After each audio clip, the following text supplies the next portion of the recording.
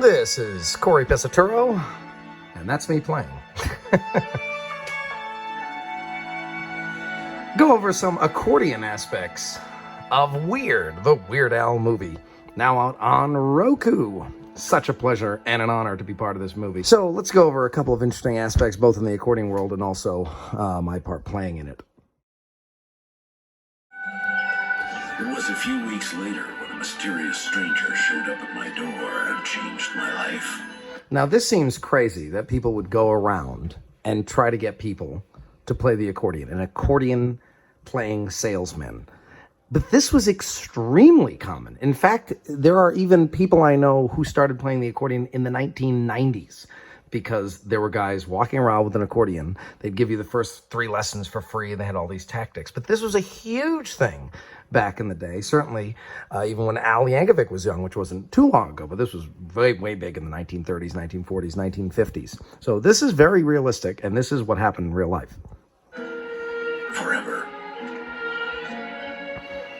Get the door.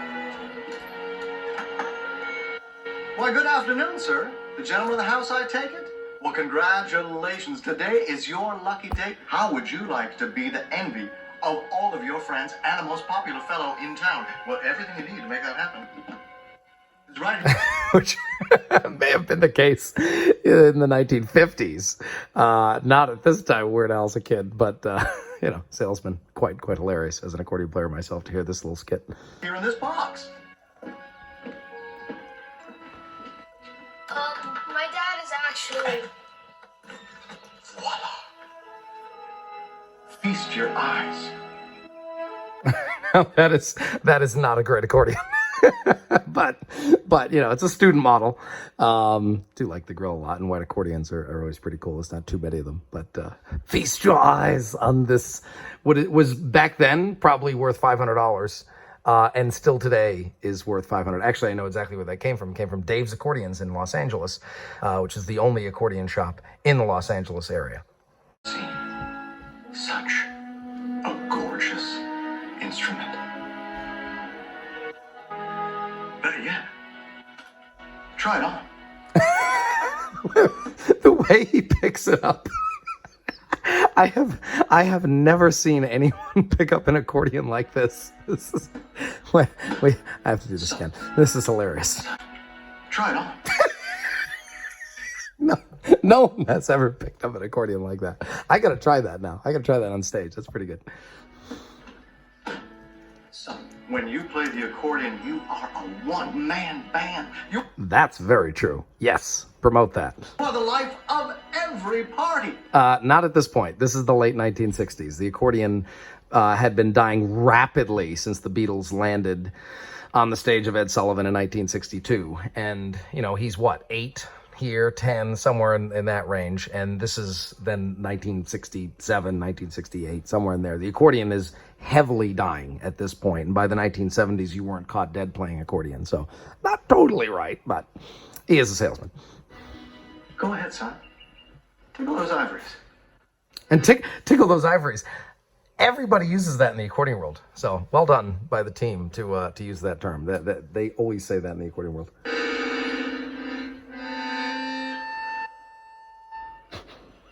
A natural talent. And this is actually quite realistic because there's many stories where you could barely play the accordion and the accordion teachers after one lesson would say, "My God, you're so good. Now you have to buy a full-size accordion." This is actually a 120 bass, as you can see here, which is a full-size accordion, even though it's not a full-size in terms of the shape, but it is a 120 bass. And usually you would start accordion on a 12 bass or maybe 36 bass, so you could see something like that, but usually you start, as I did, on a 12 bass, and then they would move you up to the big one after one lesson. "Oh, you sound so good, you're a natural talent." So this is totally truthful. Son, you cannot squander that. You have got to buy this beauty, and I guarantee it, you're going to have girls lined up around the corner. You're going to need a lifeguard because you're going to be drowning in so much pussy. Oh! Again, not realistic. This is the late 60s. The accordion is quickly becoming corny. You can look at the numbers of sales of accordions out of Italy into America, and basically right in 1963, it plummeted in 1 year. And so, no, you were not the cat's meow with the ladies by the late 1960s. You needed to play guitar or drums at this point. But now this is me. And I am known in my career to not play polkas. Not necessarily make fun of them, Alex Meixner. But yes, I have to attack them a bit because that is the stereotype. And it is true.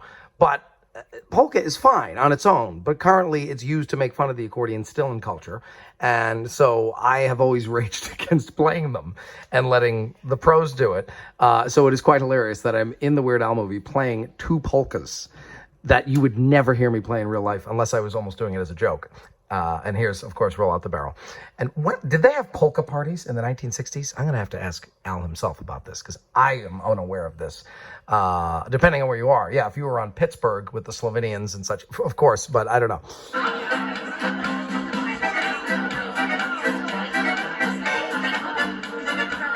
mean, Myron Florin is great and all. Lawrence Welk sure likes him, but...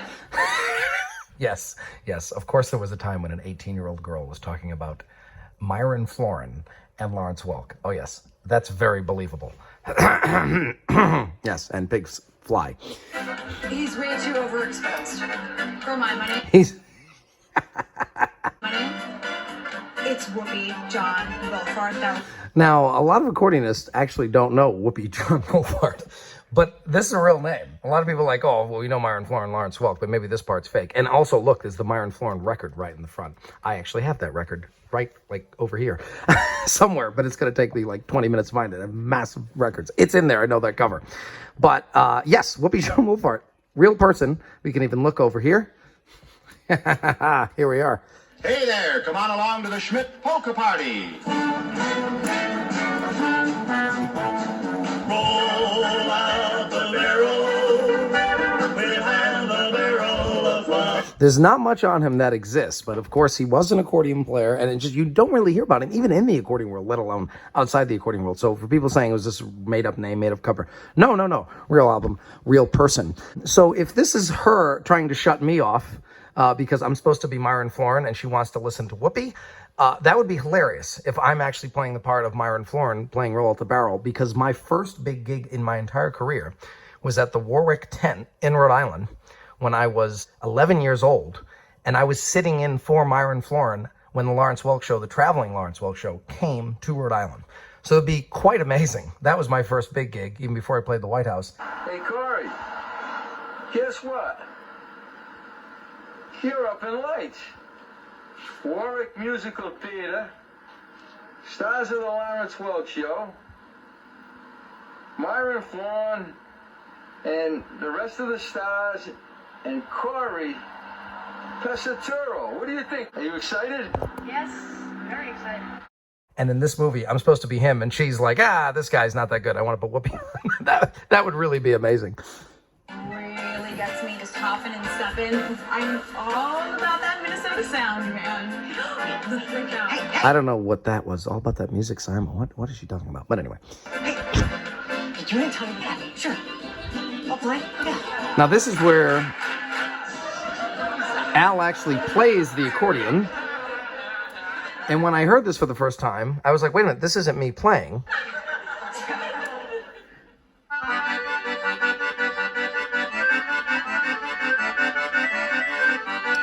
This is actually Weird Al playing. And I never hear him play this fast. It's kind of funny. A little bit of a slurry technique, and he's not playing clarinet polka exactly the way the clarinet polka is, but he must have just remembered it. They said, Al, do you remember Weird Al polka? I guess. I didn't talk to him about this yet on recording clarinet polka, but it is him actually playing this. I like that lick actually better. I like that lick better than the original, so I might want to steal that from Al. It was a mistake, but I liked it.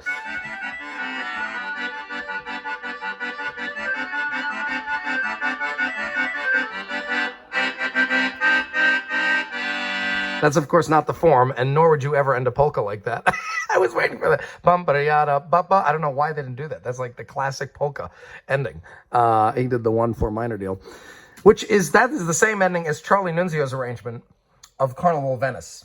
Same, which a lot of people use that, but it's just for accordionists, they'll remember that arrangement. But that is Weird Al actually playing that particular track. This was hard to watch, very hard to watch. This is for you, good boy.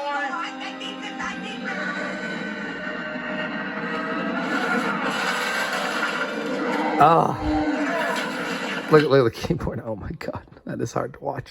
No.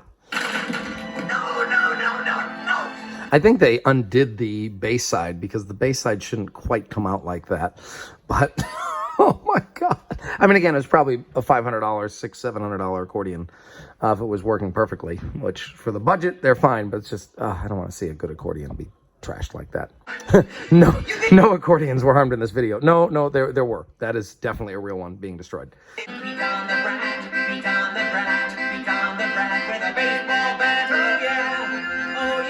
Now, anytime Radcliffe is singing like this is actually Weird Al's recording.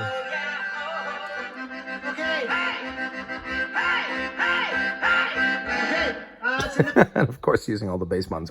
So ugly. Okay. That ridiculous hair.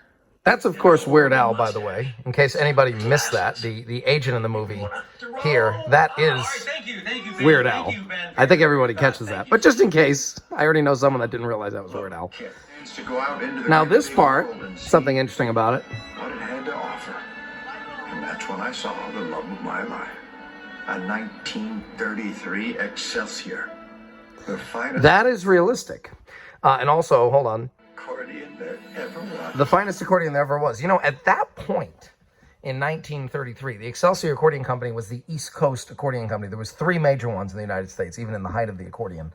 There was Excelsior in New York, there was Italo-American in Chicago, and there was Petosa in Seattle. Petosa is still there, although the accordions really are made in Italy and then kind of put together here, and there's various aspects of Petosa that are put together here. But at that point, they were all actually made here in America.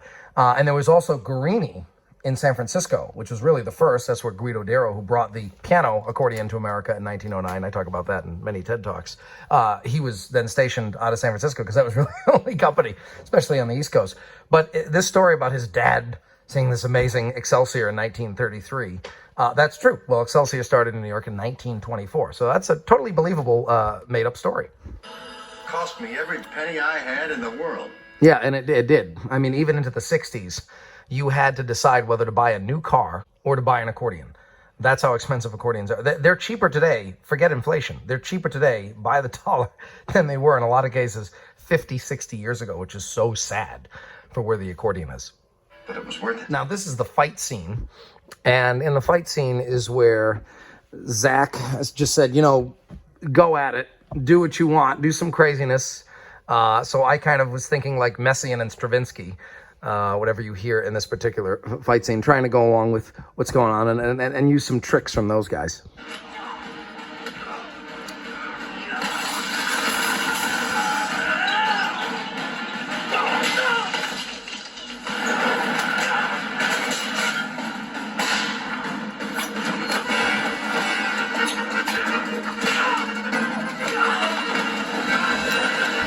Using triple bellow shakes on the digital accordion there.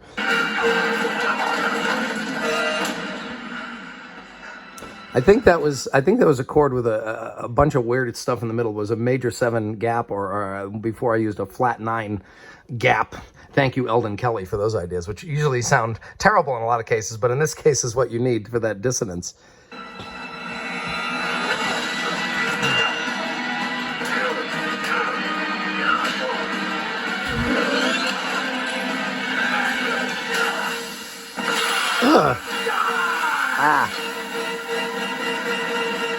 Those hits at the end, Zach can tell you, took a while. It took me a couple of takes to get I definitely needed a couple of takes to memorize those hits. Order up.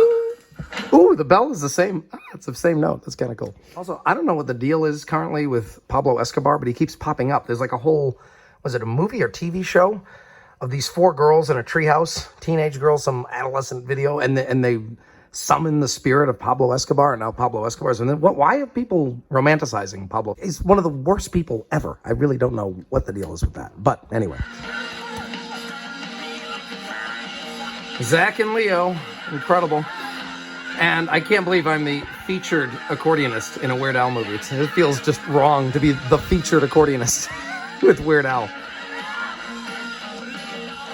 By the way, hi to Steve J.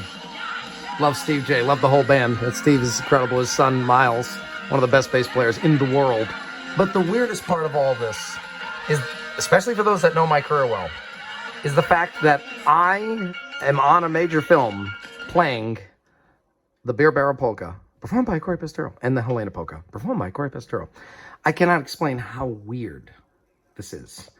Of all tunes in the world, those two, it's like this, everything in my career is not to play those. And here I am. Life is irony, guys. Life is total irony. So, just wanted to give you all a little bit of a backdrop of things and give you the inside information of my part in it. It was incredibly fun. And again, big thanks to Michael Boddicker of SEL for introducing me, unintentionally really, to Zach and Leo.